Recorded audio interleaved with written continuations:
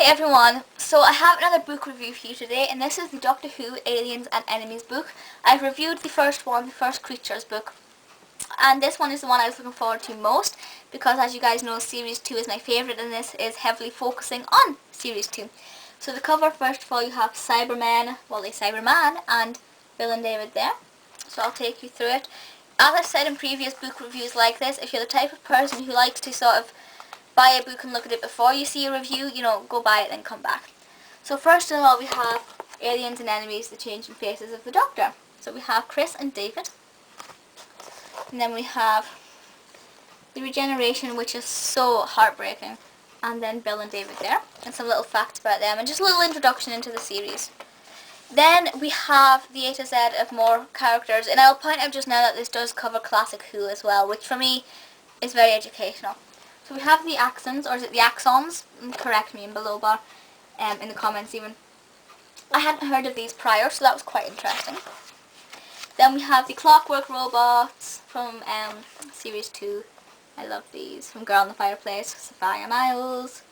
See, I can like her now because I'm not jealous because she's not with David now, so I'm allowed to like her. No offence to her or anything. But I love the Clockwork Robots. They do creep me out. Like, listen, can you hear the clock tick? Can you hear that? It's just really eerie.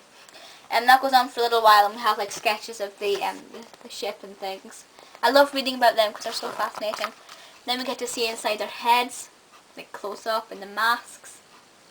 Really quite creepy, but really fun to read. Boom. You will be upgraded. I need to work on my Cyberman voice. Yeah, so we have a Cyberman next, which obviously are classic Who and 21st century. Cyber controller with his brain. Again, really interesting to read with some little inside information there. Absolutely fantastic. It's just so fascinating to get a more in-depth knowledge of the characters you already love. We have Camille down there, which is one of my favourite Camille moments. Creating Cybermen, so we're going back to classic Who now. And I mean, it's oh, let me see. You can look at them there. And there. And see how much they've changed.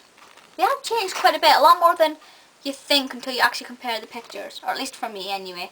So this goes on and gives us more of a depth to the Cybermen and how they've changed over the years. It's nice to see their different faces, and it's also very creepy. Then we have, again, pronunciations. How do you pronounce that? Damons? I'm not too sure. Not a character I love. I did read it, but I didn't really find this particular character more fascinating than the Axons or the Axons. Possibly once I've seen their episode I might. Then the Dalek Emperor has his very own special place, obviously from Series 1. More facts and information about the Emperor Dalek there. Do you call it the Emperor Dalek or the Dalek Emperor? I've addressed this in the video I did about this. I always call it the Emperor Dalek, not the Dalek Emperor. More little behind the scenes photos and little snippets of the Daleks there as well, which is mega cute. And that goes on for quite a while. Obviously the Dalek Emperor was very much at the centre of the departure of Eccleston. So it does mean quite a lot. You get him there as well. I've never stopped and noticed how much he actually looks like a Dalek. I mean, have you seen how cute he is down there? Little teeny Dalek. It's like, is that the Emperor? Oh, the Empty Child. I loved reading this bit. Somebody said I looked like Nancy. What do you think? Do I look like Nancy? I can't really put my face in the same way as hers without looking like an idiot. I don't know. Then the Empty Child, little Jamie. Are you my mommy? Kids everywhere did that. So creepy. Yeah. So one of my favourite episodes, well, one of my favourite two-parter episodes, the Empty Child and the Doctor dances, and you get to see Billy on the wires, which is so cool. I don't know if you can see that. So little behind-the-scenes bits of Billy.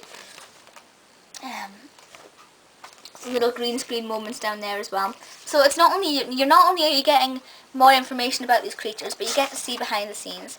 We have the Gelth, Mrs. Peace. I love the Gelth so much. Probably I love this episode as much as I do because it combines history and Eve Miles. So I really do love the Gelth. Fascinating things. Then we have another Magnus Greel, a character I recognise, but I'm not sure where I've seen it before, probably just in Doctor Who pictures when I've been looking online and things. Then we have the Mitra Jaggerfest of the Holy Hadrajazic Max Denfo. Please, I got that in one take. I don't really like the Jaguar-Fest just because he's ugly. Chris and Bill, really interesting. I love saying that, it's so fun. And that goes on for a few pages. Then we have Bruno Langley, who I've now seen in real life, which is pretty cool. Then we have the Krillitanes, who I think are so gorgeous. They're so creepy, but they're gorgeous. So that was really nice, soft little thing there. A gorgeous picture of Bill and David down there as well. I'm not going to show you all the pictures because I don't want to spoil it entirely. So there are some great ones there. Then we have New Earth, which is my all-time favourite episode. So this for me is like my best bit, my favourite bit to read. We have pictures of the apple grass there, and David and piece of Bo and the New Earth Hospital. Really, really fantastic information here. We've got Cassandra and the Sisters of Plentitude. Lady Cassandra O'Brien at Delta 17. This picture I love. How gorgeous is that? It kind of reminds me of the whole Avatar thing, although this came before Avatar. Then we have how the makeup was put on the sick people. Omega. The Rani. That goes on for a few pages. The Reapers. I love the Reapers, but I don't like that episode because I always cry. But the Reapers themselves are good. Then that goes on for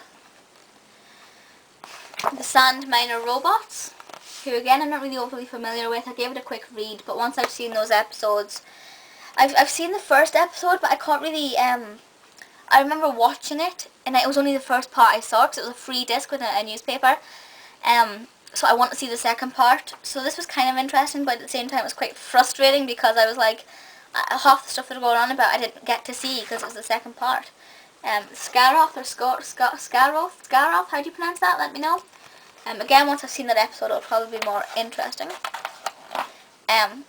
The Sail and the Mentors. How creepy is that? That is just disgusting.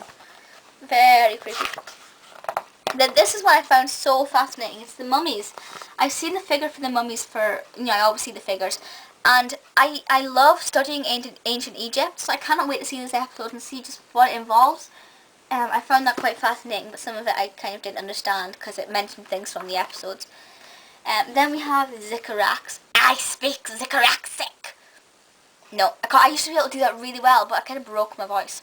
I can't do it now. I just made a total arse of myself. Never mind.